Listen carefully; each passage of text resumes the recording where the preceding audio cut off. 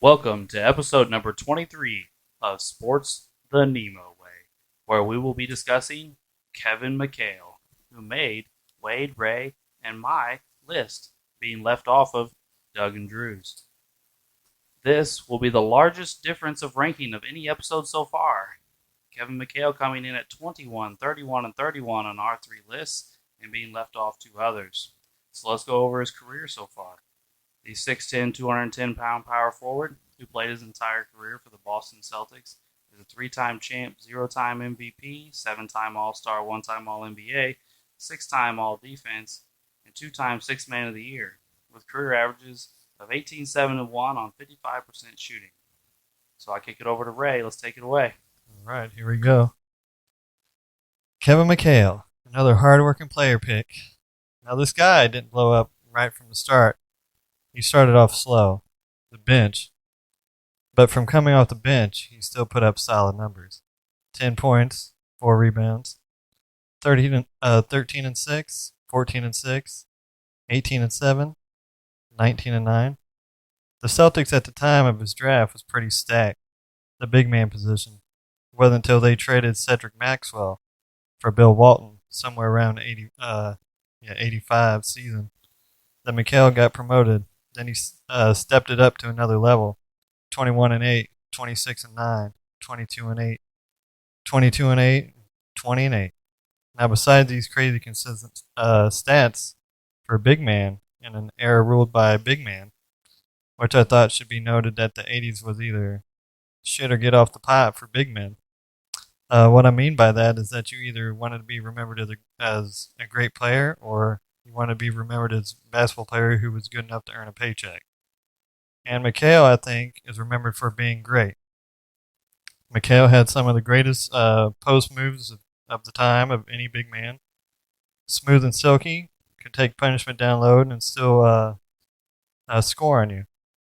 If he didn't decide to make you pay in the torture chamber down low, he had a nice fall away shot he could make you pay with. Not only could he score, he could also make you pay on the defensive end, averaging 2 blocks a game throughout most of his career. And right around 6 defensive rebounds a game.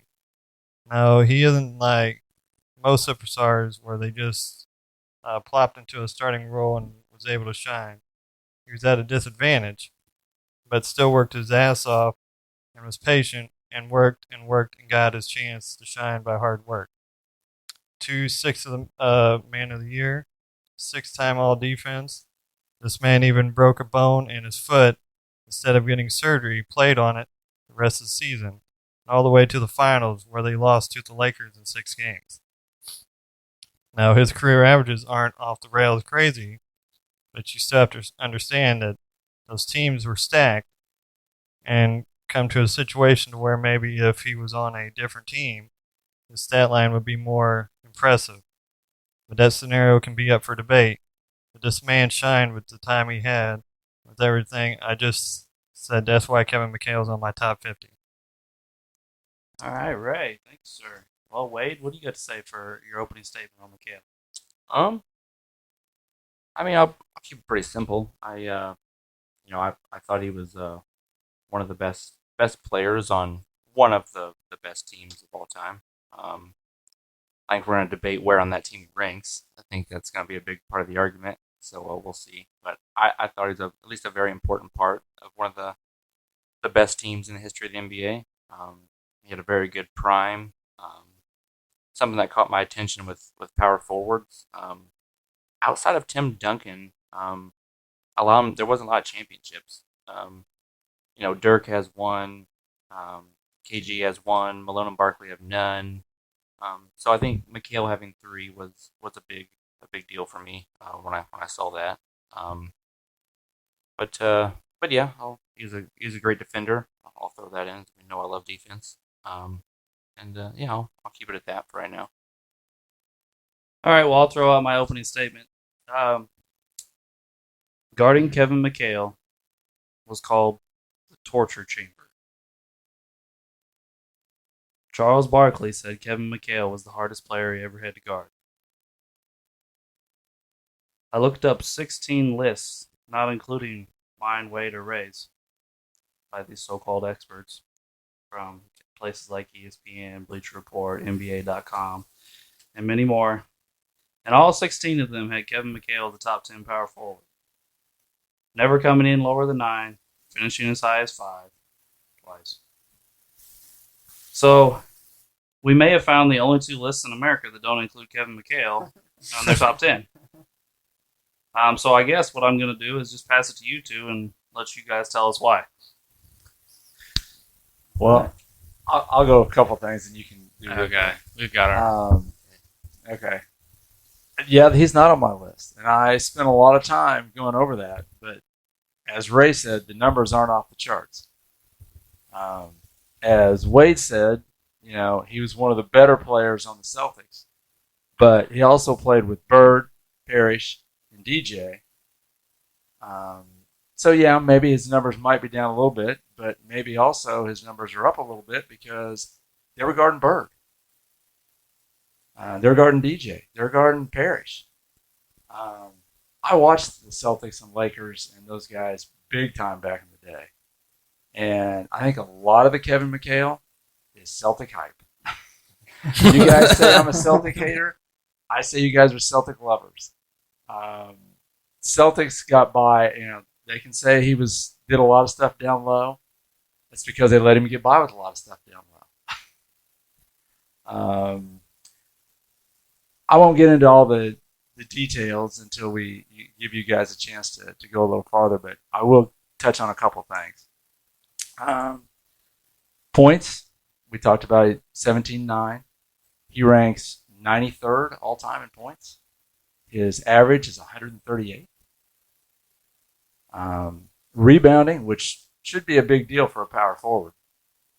He's 114th, and his average of 7-3 is 218th on the all-time rebounding list. Of course, assists, he's not top 250. You wouldn't expect that from a power forward. And we talk about his defense. We can go into that too, but he is like 26th on the list of people that won all defensive. But let me ask a question. If you think of Kevin Mchale and you think back over the years, what's the first image that comes to mind? Clothesline Steve. Yeah. That's right. A cheap shot, a dirty play is the first thing that everybody thinks of. Now, Ray, you like tough guys. Okay. Now let me ask a question. Where was Mchale after he clotheslined Rambus? He was heading for the bench. Right. Who stopped Rambus? James Worthy. Because Worthy then knocks Rambus back down. Because he actually pushes him hard enough that he goes back down. Who helps him up and tries to soothe it out? Bird. When they were fighting the bad boys, who fought the bad boys? Bird. You watch that video, where's Mchale? Now, I don't know whether he was hurt, whether he wasn't in the game, whether he was gone, but he's nowhere in the video. So that's just kind of what I'm thinking. Mchale was a really good power forward. There is no doubt. But on my list, I only had, I think, 2 or 3 power forwards that didn't average 20 a game. And all 3 of those guys averaged more than 10 rebounds a game. That's why he's not on my list. Okay. Well, I think Kevin Mchale and James Worthy are both in a similar position here. They both benefited from being the third man on a team, and I think James Worthy went a little bit farther. I see you looking at me over there, Alex. I said it. Third person on a team. James Worthy, well, maybe he wasn't the best player on one of those teams, but he at least has a Finals MVP. Mchale is not. I didn't put Worthy on my list, so I think they're at a pretty similar spot here. That's as much as I've got to say as of right now. You care if I say something real quick? Go for it. Me and Alex discussed this. Him being the third best player, we tried to break it down. So Alex can stop me if he thinks I'm wrong at any point. With their first championship, I think we all agree he came off the bench. So we could all agree he wasn't. Okay, so we're on the same page on that one. Yeah, him and Worthy both were rookies in their first one. Yeah. They both came So- off the bench in the rookie season so- recital. No argument on the first one. The second one we looked up, him and Parrish are about. Parrish is a little bit better stat wise, but they're right there together. And then the third one, Mchale, I think is significantly. Sorry, I can't talk. The second best player above Parrish, which I didn't look at. DJ, It's not even so- fucking close. Yeah, He averaged 26 and 10 on 60% shooting, something that's never been done in the history of basketball before or again. He was the second best player on that team. There's no argument against it. but the second title, he still wasn't a starter. really, Yeah. I didn't. Yeah. Okay. I mean, he- first he- two titles, he wasn't even a was starter. He was the sixth man of the year. But But- he wasn't MVP on the third one. Yeah, no, I wasn't saying that. That was I Bird. was just saying, Yeah. would it be? Is it crazy to say at least on the third one he's the second best player?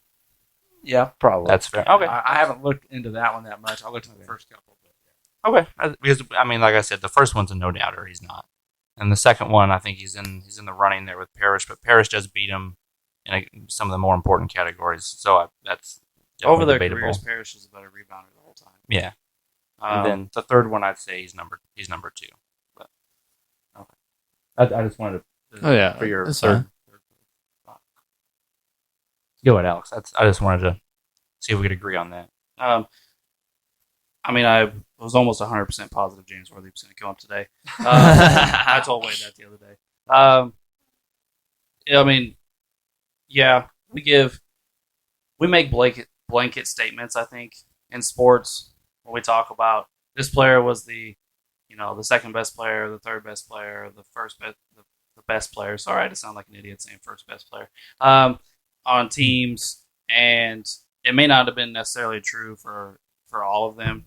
Because I mean, we had a whole episode on James Worthy earlier where we said he was the third best player on 3 championship teams. Well, that wasn't true either because he was a bench player on the first one.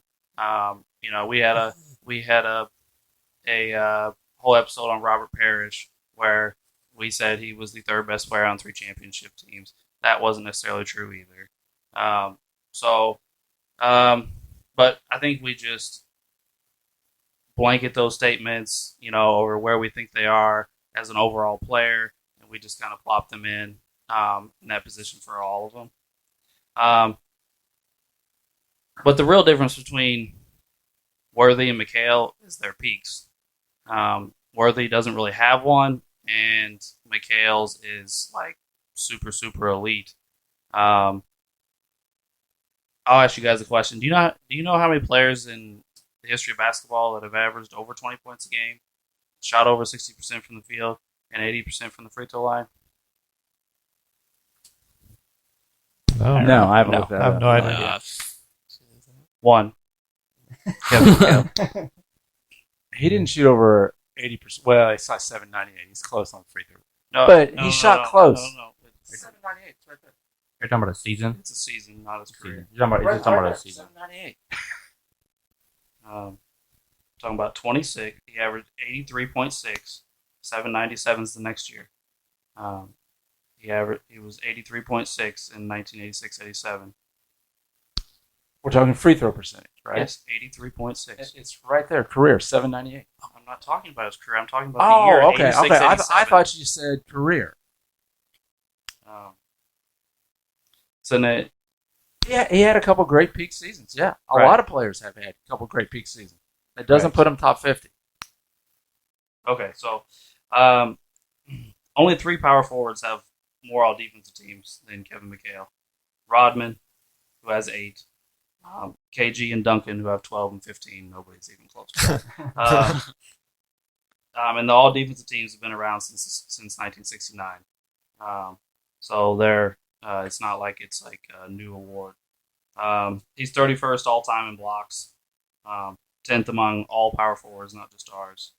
Mchale's 21st all time in field goal percentage, and most of the guys that are above him are guys that only dunked. I mean, we're talking about guys like DeAndre Jordan, Clint Capella, JaVale McGee, Tyson Chandler, even Shaq and Dwight are on there. Maybe the most, if not one of the most. Jeez, I can't even think. Efficient scorers of all time. He almost did the feat I talked about earlier in back-to-back seasons, but he was 3/10 of a free throw percent away from doing it. When discussions arise of the greatest post move repertoires of all time come up, you only ever hear two names: the Dream and Kevin Mchale. Nobody else even comes up. I don't know that I go along with that. Who I mean, else- I've who seen else other people comes in the up? post, other people in the post that score. I mean, you got a skyhook from Jabbar. You've got, Chamberlain scored a lot in the post. There's a lot of guys that scored in the post. Yeah, but you just named one move. You didn't name a whole repertoire of moves. Well, you didn't name any Mchale moves. No, I didn't. I didn't try and name it. I didn't try and name moves. Well, then you're saying that I didn't. I only named one move. You didn't name any. But I said over overall repertoires, and you said, well, Kareem had a skyhook. Right. That's all they needed. Yeah, I didn't say. I'm not trying to make the case that Kareem's or that Mchale's better than I Kareem. know. But you're I saying have that. them much. Kareem's much higher on my list than Kevin Right. McHale is. But you're saying that a guy is 21 on your list. Okay, correct. That didn't start for the first 5 years of his career, and it was only All NBA once. Well, hold on. And he's 21 Where do you rank Kobe Bryant on your list? Who I came off know. the bench? for his first couple years because he came straight from high school, Right. and he was one of the first guards to come out of high school. Physically, his body was not ready. It was all big men. He that came came off the out bench. first, You guys and have so did James Mchale for Harden. 5 years. Right, he did. I'm not Kobe arguing. not for 5. You gonna let me talk? Or you just gonna keep interrupting me? Go ahead. James Harden came off the bench in the first few years of his career. We have him on a list. I don't think that eliminates anybody from your list. I'm sure there's more I'm not thinking of off the top of my head that came off the bench at the beginning of their careers. He was also, the best bench player in the league 2 of those years because he won Sixth Man of the Year. So it wasn't like he was just a bum on the bench.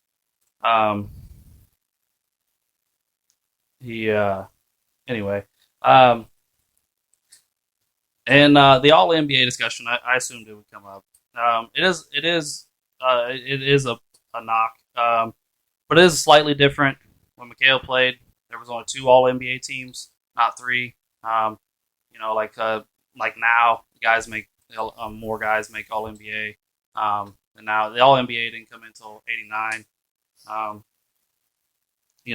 And Larry made 9 All NBA teams during that time. Barkley made 8. Malone made 6. All guys we all have ranked much higher than Kevin Mchale. Even Dr. J made 4 during that time, which really only leaves from 85 to 89, the years before there was 3 and such. Really leaves Mchale, Dantley, English, Wilkins, Worthy, Sampson, who moved to the 4 when Olajuwon came in to compete for one spot. He made the all decade team for the 80s from NBA.com. Then I looked up some other things, particularly about the Lakers, because you made your comment earlier about everybody being Boston lovers, and then you brought Amen. But then you brought up referees and stuff, which is like the go-to for haters. Like, oh, my team got cheated because of the referees. I didn't mention referees. But you said he gets I said away he got with a lot too of breaks, much. and he did. He gets away with too much, which is pointing to the referees. I mean, nobody else lets you get away with things other than the referees. It's not like the Lakers were like, please push me down, and I'll let you do it. I can tell you that if you watch those games, they had a totally different style of play. They did have a totally And different style of play. if the NBA let them play piston ball, the Celtics won. If they made them play basketball, the Lakers won. I watched every one of those series. In 1985 finals, the Lakers led both teams, Lakers and Celtics, in scoring and rebounding and blocks. Then in 1986 against Houston, he came out, led both teams again in scoring. Then I looked up this LA Times article written in 1987, which talked about the Lakers, and I'm quoting, not putting my own opinion on it, were desperate to get Michael Thompson and tried for months and months without succeeding. And then during the season, they finally traded for him, which many around the league considered an overpay.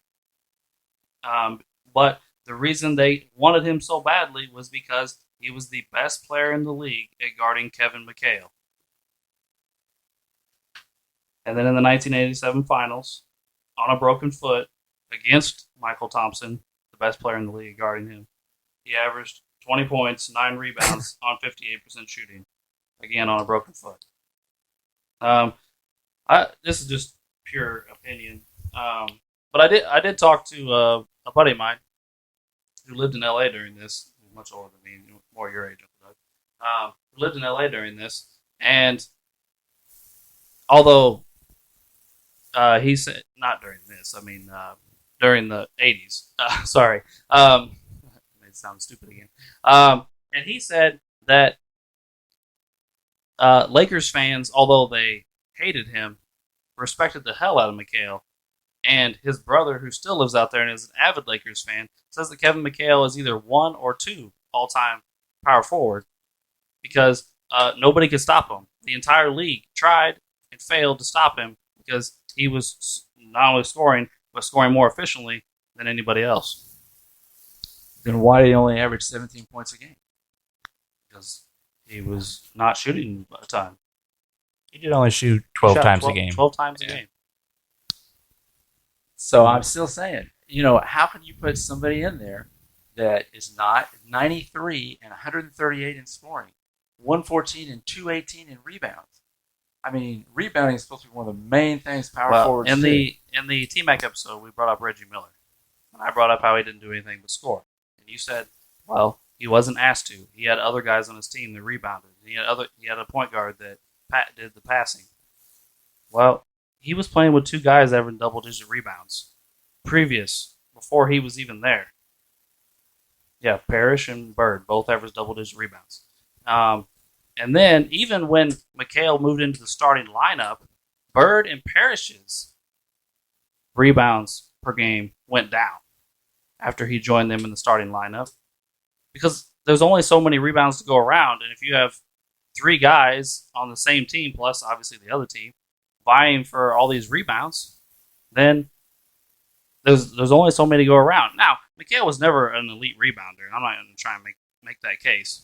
But I'll use Chris Webber as an example of the efficiency argument I was just talking about. You have Chris Webber on your list, who averages, I can't remember, was it 2 points more a game than him?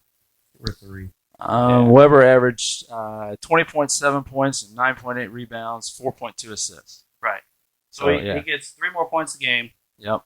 Than Kevin Mchale. 2.5 rebounds. On 6 more shots a game. And so, it is what it is, but it's saying, I give you 6 more shots to get 3 more points. That's not exactly a great trade-off. That's not good at all, actually, if you look at just those 3 shots. 1 All-NBA. Yes. I'm sorry, but how could I just didn't see it. We want to talk about guys that played power forward. We talked about Sean Kemp. Got 6 All-Stars, 3 All-NBAs. 14-6, not as many points, but 8.4 rebounds. Really, a couple of guys that you argued about earlier. Pau Gasol and Chris Bosh. Gasol's got 6 All-Stars, 4 All-NBAs, 2 titles, 17-9. Bosh, 11 All-Stars, 1 All-NBA, 2 titles, 19-2-8. Again, these are guys that didn't quite make it, but all guys. This is who I was looking at when I made the choice. Every single one of those guys played after they added the 3rd All-NBA team. When did they add the 3rd All-NBA team? 89. All right, well, my boy Tom Chambers, he got 2nd team All-NBA, and he has 2 All-NBAs from 89 and 90 wins. Yes, that's right, Tom Chambers. 89 and 90. Yes, he does. Yes, they're 2nd teams. They're not 3rd teams. They're 2nd teams, so he still would have made it. Yeah, they didn't have 3rd team. And a great All-Star game appearance. With Magic Johnson. Well, since we've talked about it, you piqued my interest with Kevin Mchale getting away with things. So now I'm curious what he did. It's just if you ever watched him play, Mhm. it's just the style of play. It's just different than the style of play that I like to run. That's why I was a Lakers fan, because I liked Showtime, I liked running, and that was not Mchale. Mchale beat you up under the basket, and you're right, he did. I mean, it was more Piston, that kind of stuff. The kind of East I mean, versus look West at, style. Look at Kurt Rambis. Yeah. But again, after he lays him out, he disappears. Yeah. I mean, at least when the Pistons did it, they were there to fight you. You know. Mhm. I'm not going to try and make the case that Kevin Mchale was a tough guy. But I also am not going to hold one play against his whole career. We can do that. No, we can no. hold one incident against anybody. No, I'm not going to hold this his career, but I'm just saying, if you think about Larry Bird, well, again, he's not. He's way higher on all our lists. Indeed. You know, but a lot of these guys, you think about one play, that's not the one play that comes up. Yeah. And I knew that if I said, you think Mchale, what's the one play? I knew that's what was going to come up because that's what everybody sees. I mean, it's one of the most showed plays on any sports show. You see it all the time. Oh, yeah, it's you do. It's everywhere. Yeah, it is.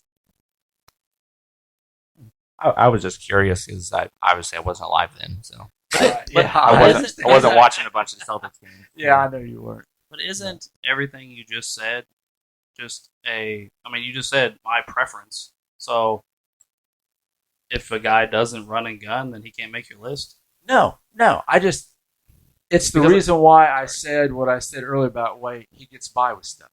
Because I feel like guys that play like that down low get by with stuff. Because if you're going to play like that, either it's a foul or it's not a foul. Okay? And some guys they let get by with it, some guys they don't. And they'll tell you, it's just the way it is. And you're right. It's not. I'm not saying that the refs were cheating for him. I'm just saying during that time period, certain guys got to play that way. Other guys got called for fouls for much less because that wasn't the way they played. Well, that was a big argument back in the day because referees would even say it. Well, that's not his game. Well, I thought they should call it the same for everybody. I don't care if you're point guard or you're a center. A foul's a foul. Back then, wasn't it kind of a East versus West thing? A lot of the West ran, and the East kind of slowed it down and bullied around. Okay. Yeah, it was just what you like. Yeah. Okay. And that's one reason why I respect Larry Bird so much. Because Bird could play any way you want. Oh yeah. And again, he's not a power forward, and he's not in the conversation. But I'm just saying, there's certain players that transcend all that. Yeah, I agree. I do have a question about Kevin Mchale coming off the bench. I should have brought this up earlier and I forgot. I don't have it written down. Those first few years when Mchale's coming off the bench, who was a starting power forward for the Celtics? Cornbread Maxwell. That's not true. The list I looked at. Cornbread Maxwell doesn't even come up as a power forward on any. I looked all over the place, couldn't get him as a power forward. Well, if you look at their starting lineups, it's Bird, Maxwell, Parrish, and the guards. It is. You are correct. So you're saying they had no power forward? I'm saying Larry Bird was the power forward. He was listed as such and averaging double-digit rebounds a game, while Cornbread Maxwell was averaging 5. That's right. And playing ahead of Kevin Mchale. Yes, he was at a different position. That's not the way we looked at it back then. I can tell you that. And Bill Fitch has been talked about multiple times about how he didn't like Kevin Mchale and didn't want to play him. And then when Casey Jones took over, he slid Bird to the 3, and Mchale moved into the starting lineup the next year at power forward. So I don't think it is this, oh my gosh, he came off the bench because he couldn't get over past old Cornbread Maxwell. Larry Bird was a starting 4 because they wanted to be more versatile and move around and I am tongue tied today. I apologize, guys. They wanted to be quicker. Bird actually talked about it a couple years ago when he tried to move Paul George to the 4 in Indiana because he said he wanted him to do that. Then he compared it to him playing the 4 earlier in his career so the Celtics would be quicker. So yeah, that's all I wanted to say. So were you like Are you trying to say like McHale kind of had like a Ginobili role? Like when he's younger, he's a bench player because he's young and not good yet. Yeah, his rookie Yeah, year so was we understand that impressive, part. you know, all that stuff. But Yeah. like, did it benefit the team for him to be on the bench for a year or two before he started because he ran the second unit? I mean, maybe I don't know if it benefited the team or not. I guess what I'm saying is that he was coming off the bench behind Larry Bird, who is an all-time great, not Cornbread Maxwell, who we didn't even know he was Cornbread Maxwell until like 5 episodes ago. But now that Uncle Doug said it, I can't stop saying it because I think it's great. Cornbread Maxwell. Earlier today, I was talking at work about Cornbread Maxwell, and I couldn't even remember his real first name for a minute. I don't know his first name because Dad only calls him Cedric. Cornbread. That's what they always called him. Yeah. It's Cedric. But it took me a while earlier today to come up with that because I was like, it's cornbread. So now that Uncle Doug had said that, what episode was that we even talked about that? I don't. Maybe the James Worthy. I don't know. No, it was later. It Was it after that? It was later. Was it Parrish? Maybe it was Parrish. Maybe Parrish. Yeah. Someone said, "Why is he called Cornbread?" Then we went on. It was me. Because he said cornbread Maxwell. And I was like, hold on. Did Yeah. you say cornbread? Yeah, I was like, what the hell is cornbread? Like, what are we talking about? You guys are making me hungry. Yeah. Alex, I got a question for What's you. up, buddy? How many years did Kevin Mchale play with Larry Bird after, like, with the Celtics? You know, I don't quote me on this because I don't know. I'm thinking 9 or 10, but I don't know. Is it Does with or anybody without? have that without. number? How many years? Like, without. yeah, Oh. without. I think it was just it wasn't very many, right? One. Bird Maybe retired in 2. '92, so it's 1. Just one? I was Last year. just wondering how many they played without each other. And Bird played 1 year previous to McHale being drafted. They were drafted- with each other for most of the time. Yeah, almost the entire time. Yeah. Okay. So they each have 1 year on each end. All right. Yep. Well, that kind of brings up another discussion we had in the past was why didn't when Magic left or Jabbar when they faded, why didn't James carry the Lakers? Mhm. Why didn't McHale carry them as Bird went down? I mean, after Bird was done, Hurt his back. those last few years, Boston wasn't there. No, Yeah. I mean it's a little different. He's 35, not 28, so it's not like he's in the prime of his career. He's also on the downside of his career. They're like I said, they're 1 year drafted 1 year apart. So once Bird retires, like McHale plays the last year of his career, and he's done too. But Bird was down for a few. I mean, their last title was 86. They Something didn't like retire that. till 90 or 91. Yeah, they won the title in '86, and they made the finals in '87, and then they lost in the Eastern Conference Finals in '88. To the Pistons both Pistons. years. Oh, yeah, And it was then- Piston time, yeah. Are you referring to like when Bird hurt his back originally, and he kind of kept going for like 3-4 more years of kind of being Yeah. injured? Yeah, poor Larry. I mean, I feel bad. He just was- laid on the floor. That poor guy. Well, Anybody that doesn't respect how tough Bird was doesn't know Bro. what I mean. bro, that play gets me every time where he bounces his head off the floor.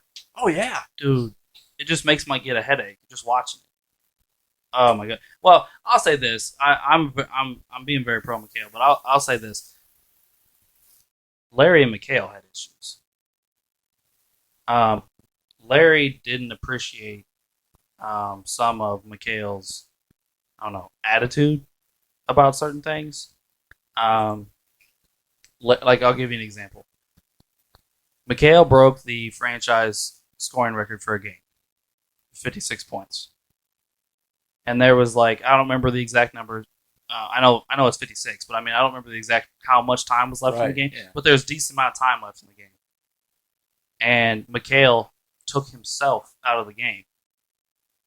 okay. And Larry's like, bro, you need to go back in and finish this. Like, get 60. Like do it right. And McHale's like, no, I'm done for the day. So then 3 games later, Bird made a point to re-break it and scored 60 because McHale didn't do it right. Was that the Atlanta Hawks game? Yeah, that's the Hawks game where I'm shooting from the bench. I'm on the trainer's lap, and he hits that 3 in the trainer, and falls onto the top of the trainer. Yeah, that's that game. Okay.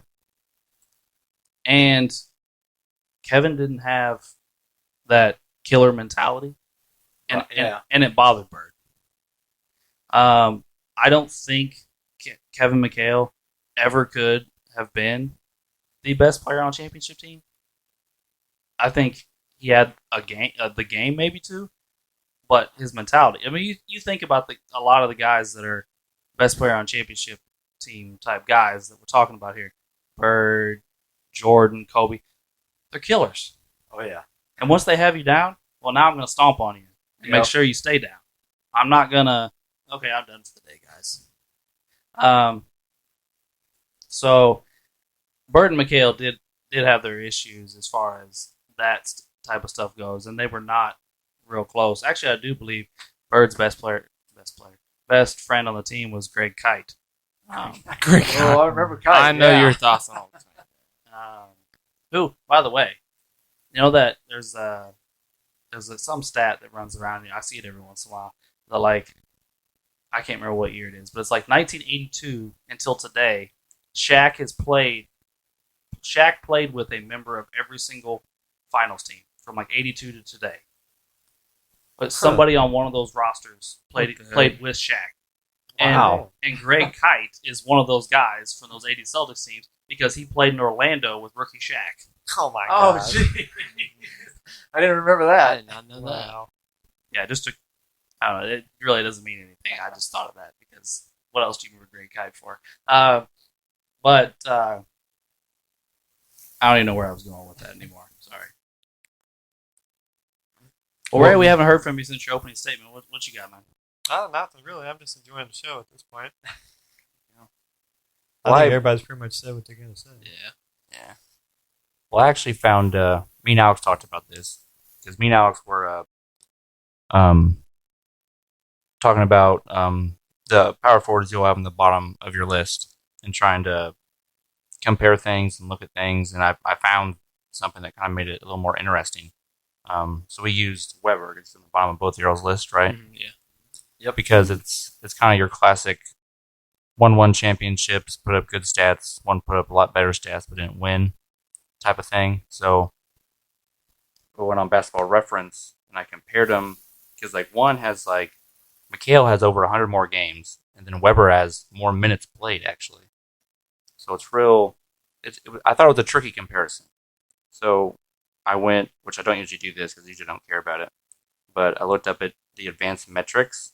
And it's actually a fascinating comparison because they both take turns blowing each other out of the water and different stuff. Like for example, like all the efficiency stuff is going to go to Mchale. Defensive rebounding percentage goes to Weber. Offensive rebounding percentage goes to Mchale. Assisting percentage, Weber kicks his ass. Blocking percentage, Mchale beats him. Steals percentage, Weber again beats him. He goes back and forth. Defensive win shares, Weber beats him by a little bit. Mchale doubles his offensive win shares, which I found confusing. Overall win shares, Mchale beats him. I think that's mainly the important ones. A bunch of crap I don't understand after that. But it was an interesting comparison, kind of compare. Because you got one player that came in and played 40 minutes a game for, 10, 12 straight years were injury riddled. Then a guy that came off the bench, started, went back to the bench. So advanced metrics can kind of give you that's what I'm looking for. Your overall impact on the game, and even if you don't play the same amount of minutes or have the same amount of shots taken or something like that. So I found that interesting at least. Oh yeah, and if you look at their per 36 minute stats, they get like the scoring gap closes some and all that stuff because they both score about the same, and Weber still out rebounds them and passes them and steals them. Mchale beats him in efficiency and blocks. Yeah, I don't think anybody no one's really going to pass really Weber. touches Weber in a big man wise in a sense. He a lot said of it during steals, his episode. He's one of, if not the greatest passing big man ever.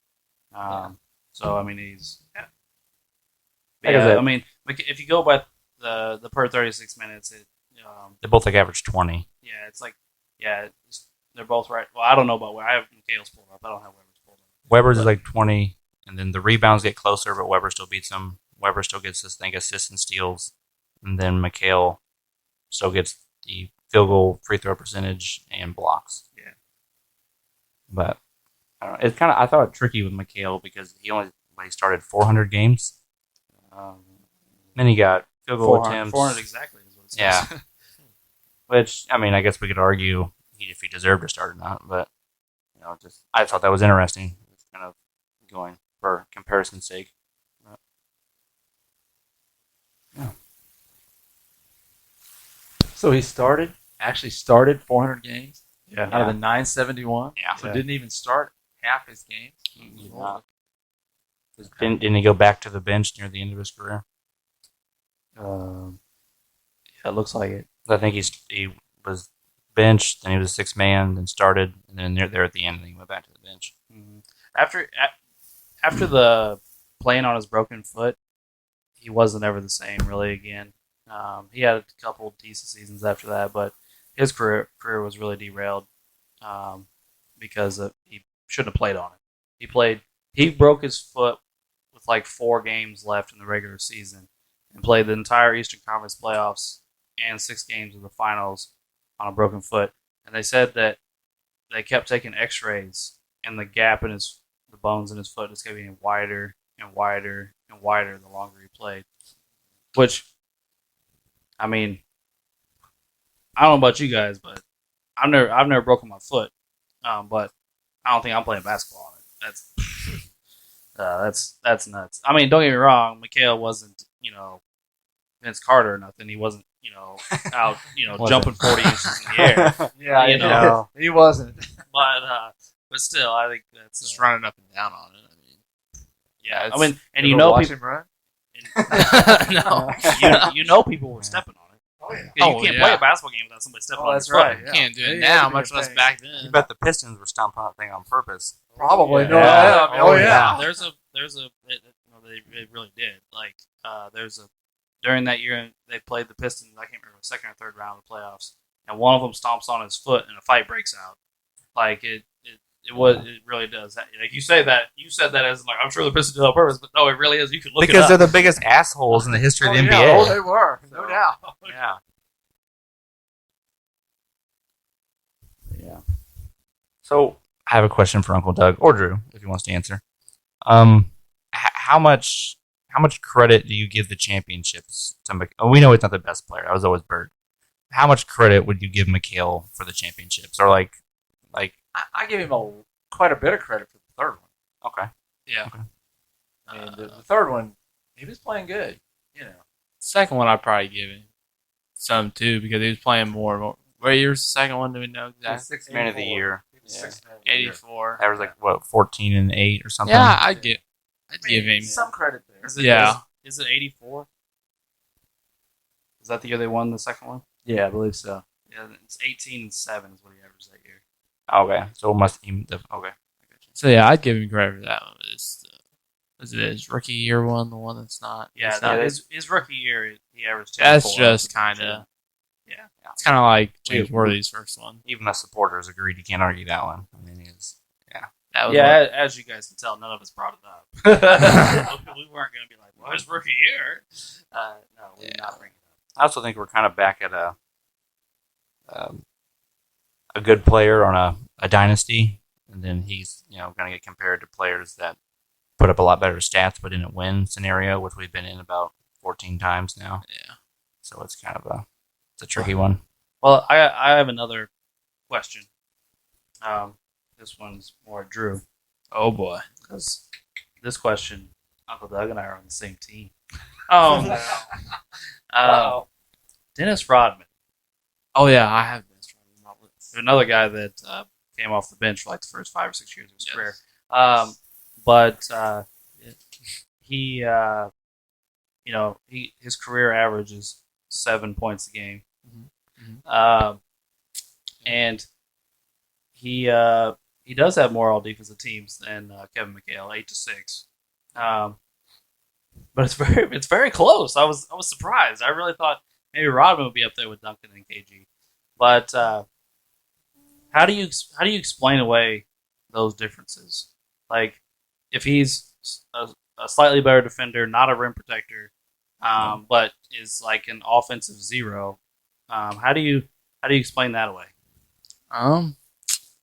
Do you think, not being just a rim protector, do you think is he supposed to be a rim protector on those Pistons teams? Or was that supposed to be like Lambeer and some of the other ones? Was he supposed to like guard? No, I'm not saying he should have.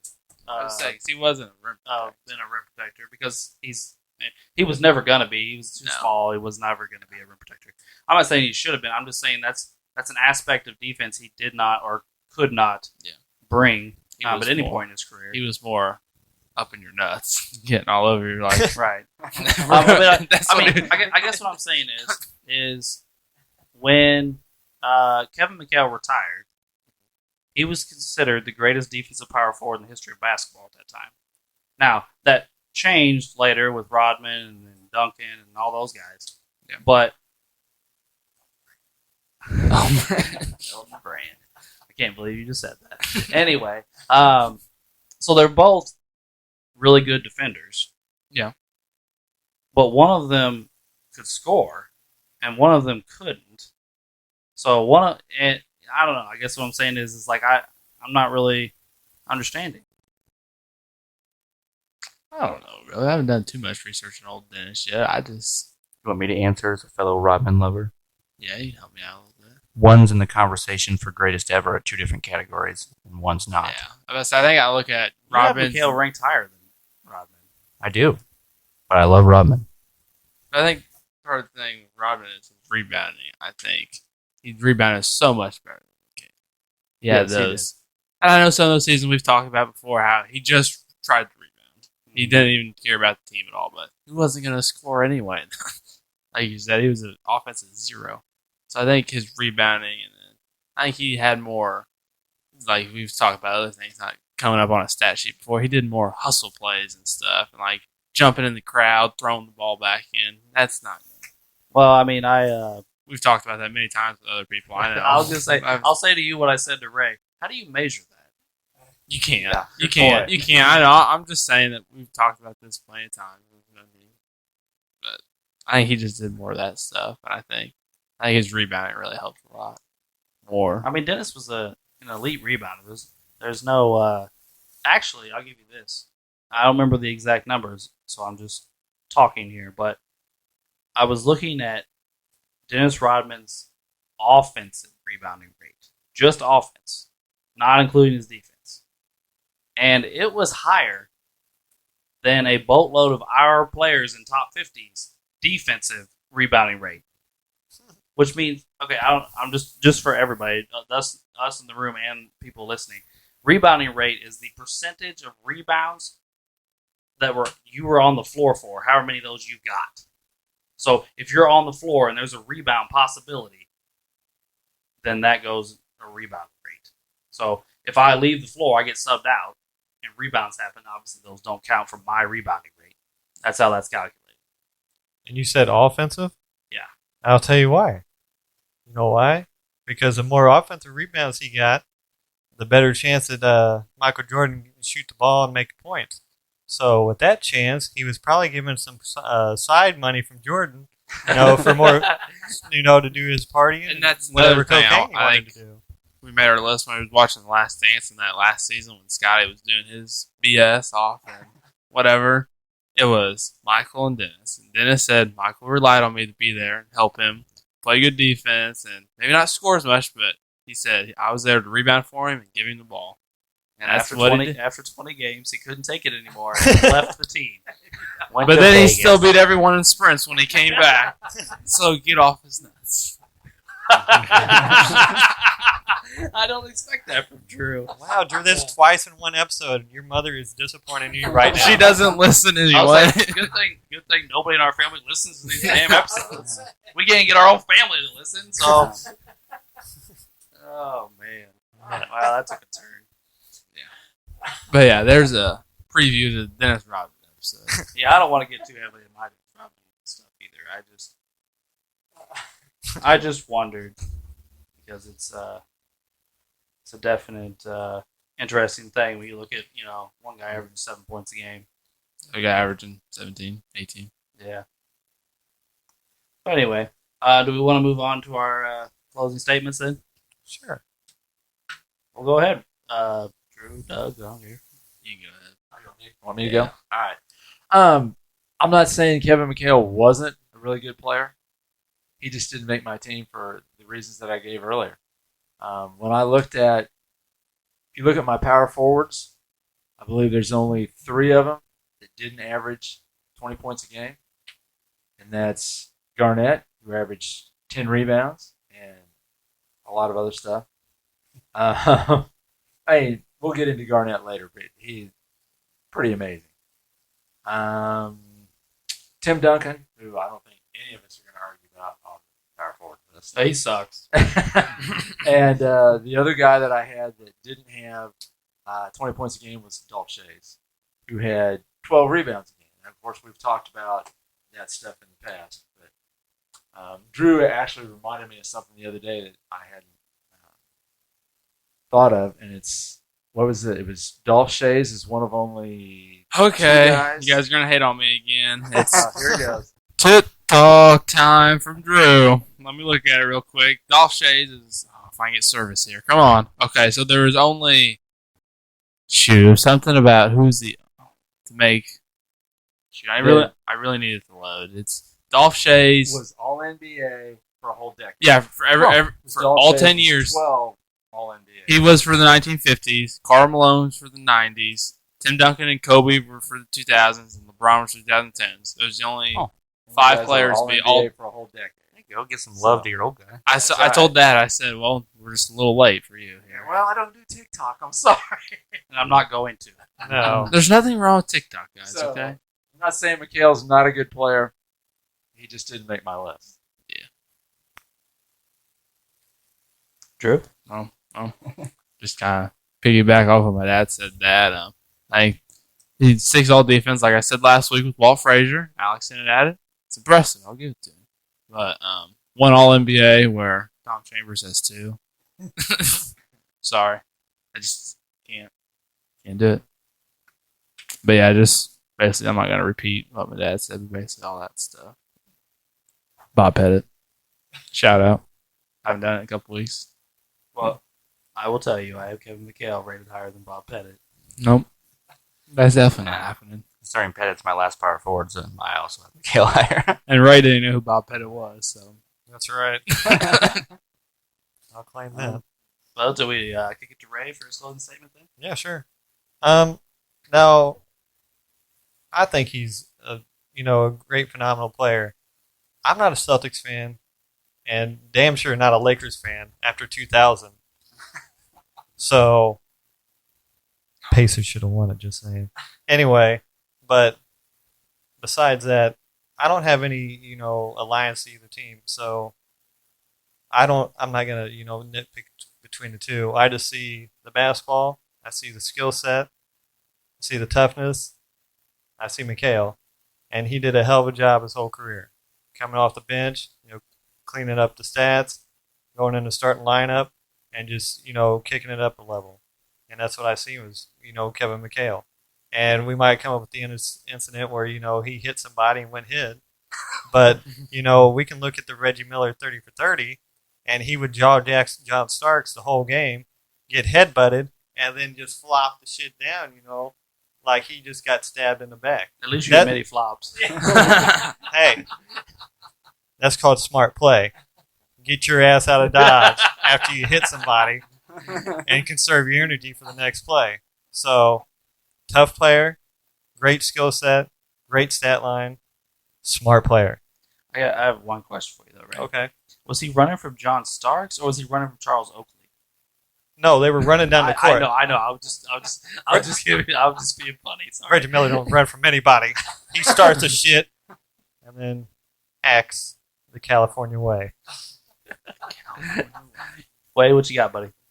I mean, I just thought all around, 6 all defenses, a decent stat line. I can see where Uncle Doug's coming from on some of the offensive stats in the rankings. But he did, perfect coming off the bench, multiple 6 Man of the Year awards. When he did start, he did put up really good stats. He won championships. The 1 All NBA does hurt him a little bit, but does have 7 All-Star appearances. I just thought a good all-around career, resume, accolades, ability, and Yeah, I think Uncle Doug kind of hates Kevin McHale a little bit, but oh, I mean, I have always thought he was a great player, but yeah, that's pretty much it. Yeah, I like Kevin McHale. Obviously, I put him on my list. Um, uh, good player, played on one of the all-time great teams. I do think we'll see a theme here. Whenever somebody that played for the Celtics comes up, we'll have another one of those episodes. I'm thinking 2 episodes or 3. Who? Paul Pierce. Oh, Lord. And Poop in then his pants. he also has We're gonna Kevin tell the Garnett truth. ranked the lowest of anybody. So we're gonna see this theme play itself out in real time. And honestly, I'll say before this started, I thought Kevin McHale was like some others in multiple positions where it was a guarantee. I didn't think there'd be much debate on whether Kevin McHale was on the list at all. So I was dumbfounded when he was left off list. Not, I mean, when I saw who, I understood, but like I said earlier, I think we found the only 2 lists in America that don't include Kevin McHale, and I guess that's all I got. I don't know. I was shocked that he wasn't at least at the bottom of your all's list, to be honest. But I thought he at least like skimmed the bottom. I will say something here. I think part of this, and you'll see this in other things too, is what you grew up with. Okay? What Drew knows about Kevin McHale is from he and I watching Lakers, Celtics videos of the championship series. That's what he's seen. What you boys know of Kevin McHale, you get from the other side of the family, and you know how crazy Celtic fans they are, and that was preached to you from the time you were little. It's a fair point. I don't know. I mean, We they are. We were Celtics fans. preached at by the Celtics. I'm not denying that. But I'm not denying that they're Celtics fans or anything stupid like that. But I've watched a ton more basketball with you than I have anybody on that side of the family because they're not real NBA fans. They don't follow Sure. the NBA like the rest of us do. They're if you said that about the Red Sox, I'd be like 100%. I grew up watching the Red Sox with my family. And I'm not just talking about you boys. I'm talking about people in general. From my era, you were one or the other. I mean, you were Larry Bird in the Celtics, or you were Magic Johnson. Well, for example, for your point, like you obviously do not like the Celtics. Like growing up, we was listening to Uncle Doug, and then Dad's side of the family, like, oh, fuck James Worthy, or all this other stuff. So we did get both sides of the rivalry. Well, I really think that's why we didn't end up picking a side. Right. That's Probably. true. That's probably very. That's why you're not a fan of either team because Right. I mean, you got tired of hearing it. we got stuck in that way in multiple sports. Yeah. Because our dad and our mom are huge Steelers fans, Right. but then my dad's whole side of the family are Cowboys fans. Right. Yeah. You and really they got hate that. they hate each other. Right. Yeah. So then Wade and I are like, "Fuck, we're fans of somebody else." That's right. I'm Going an Eagles totally fan. different direction. He's a Colts fan. Like we went on about our day. Our whole family's like that on our side. No one likes the same team besides like 2 people. Yeah. But yeah, and to kind of prove your point, I grew up watching Allen Iverson, and I hate him. So, But yeah, I mean, I think the era, you see a lot of different things. But I think it was a really good episode. I enjoyed the discussion. Well, I'll say this: I hate Steph Curry, and he's on my fucking list. So maybe I'm just being Steph Curry's in a different. he is low on your list, though, correct? He's in Curry's- he's in the 30s. Oh, that's not bad. He's a different breed. The way he's in our teens for us. Oh, of course, yes. He's. Yeah. Don't you love that, Ray? Where is he? I think I have him like a 13 or 16. I got him a 17. I like Del Curry. Does that count? Sure. It's Okay. one of the. By the way, this is completely off topic. But speaking of Steph Curry, the other night I was watching the Warriors-Sixers game. And of course, both Currys are playing. And in the first quarter, they had 15 and 16, and they just like went at each other the entire first quarter. Like it was nuts. Now, at the end of the game, Curry had like 37, or I said Curry. Steph had like 37, and Seth still had 15. So, but in the first quarter, it was really funny to watch because they were guarding each other and just never giving the ball up, just going at it. Embiid's over there like, bro, give me the damn ball. Wow. But yeah. Anyway, so we move on to trivia, guys. Yeah. I got a question. All right, Drew's up. I gotta get my board. Get your guys' boards. Sorry, Daddy's got to pee. I was kind of. Oh my gosh. All right, I'm ready. All right. Who's the only player in the 1980s to record 15 blocks in a game? 80s. 15 blocks in a game. Yeah. That's a hell of a game. Hmm. I think I'm just gonna guess, but it's an educated guess. Yeah, I got 15 one. blocks? That's a lot of blocks. Some guys don't have 15 blocks in their career. I'm not even sure if the guy I wrote down played in the 80s or 90s, but Okay. I'm going for it. Everybody got it? Yep. Mark Eden. I put Mark Eden. Okay. I said Kemp. I just said Jabbar. Manute Bol. Oh. He did it twice. Wow. Twice? In 86 and in 87. How are you going to have 30 blocks in 2 games? That's stupid. He probably had about 14 points combined in those 2 games, too. Wow. That's crazy. Who wants to go next? I'll go. All right. Which one of the following participated in the NBA Christmas Day game as both a player and a coach?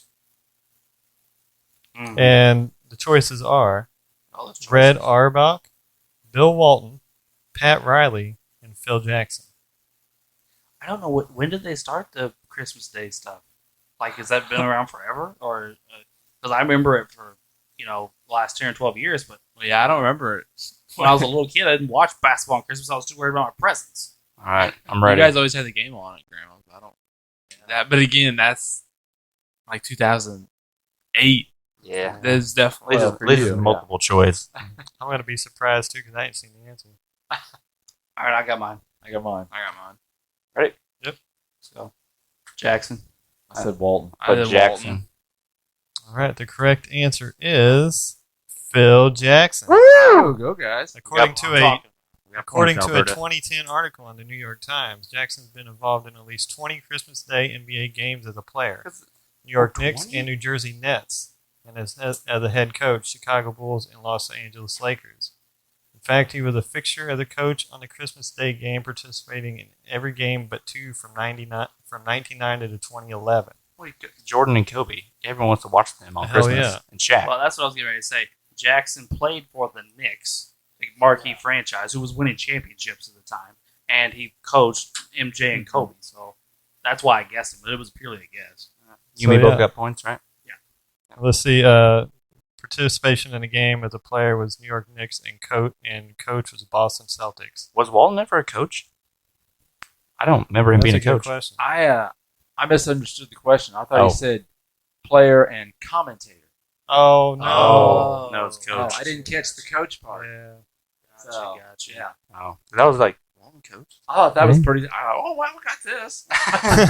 Like, no, I missed it. Totally missed it. All right, so that's Drew and Ray. Who's next? I'll go. All right. All right. So, we talked about all defense tonight. Okay. Mm-hmm. Tim Duncan was number 1 with 15 of them. Yep. Okay. Name the guys that are number 2. Multiple guys. Are we talking Yeah, about just there's actually- power forwards? No, Or- no, we're talking about all defensive teams. Okay. Now, can we name? Do we have to name both of them or just one? Let's go with just one. Okay. Just one.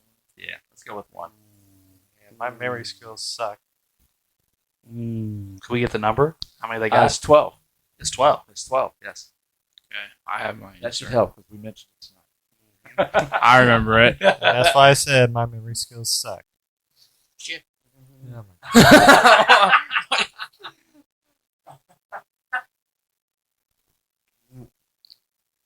Although I think my first guess might have been right too. Okay. I'm ready. Don't say the second person. Wait, and well. I think I know your first guess. I think Okay. he's. Maybe he's got it. No, I don't. I don't have it, but I got KG. KG. Son of a bitch. KG. Is I said I it. just said is the Jabbar other again. one? Is the other one Kobe? Yes. Kobe is the other one. I wrote Kobe down. and KG. Do I get bonus points right now? Both. No, we don't. All right. I'm gonna have to start taking notes during the episode. So that was me, Wade, and Drew, correct? Yep. All right, I got mine. We're ready. Who is the first NBA franchise to lose 3 straight NBA finals?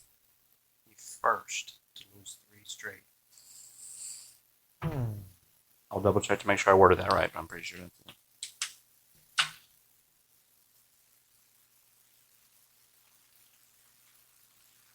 Yes, it's who is the first team to lose 3 straight NBA finals?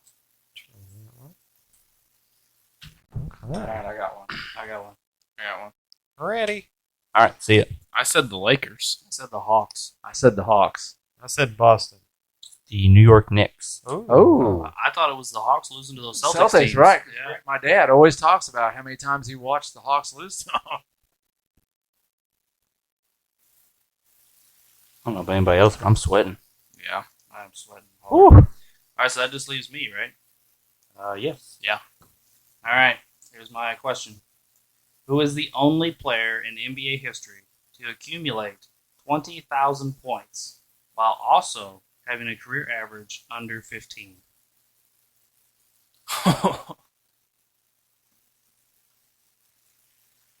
I I got mine. Listening?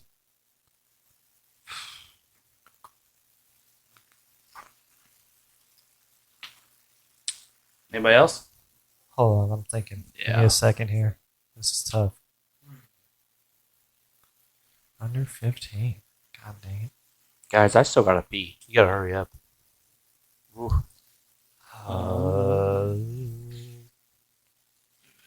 Okay, we'll go here. All right, I'm ready. No. Okay. Okay. I just thought of something. Everybody got it? Yeah. All right, let's see them. I said Vince. I know it's wrong, but I put Parrish. I also put Parrish. I said Parrish. Kemp.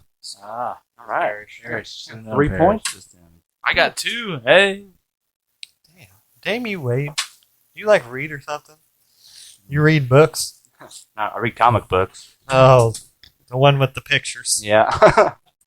Well, I will say, when we were small children, our father refused to read books to us before bed. So he would read the back of sports cards to us. Oh, okay. So we did know some shit. All right, so the scores after this week are as follows.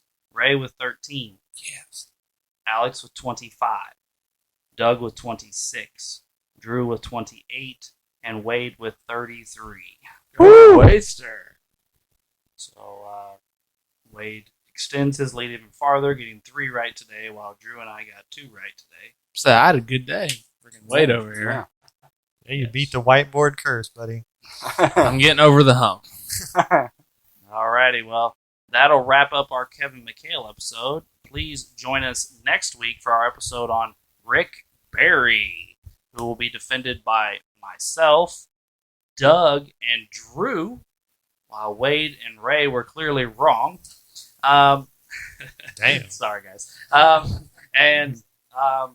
We appreciate your listen, and please join us next week on Sports the Nemo Way.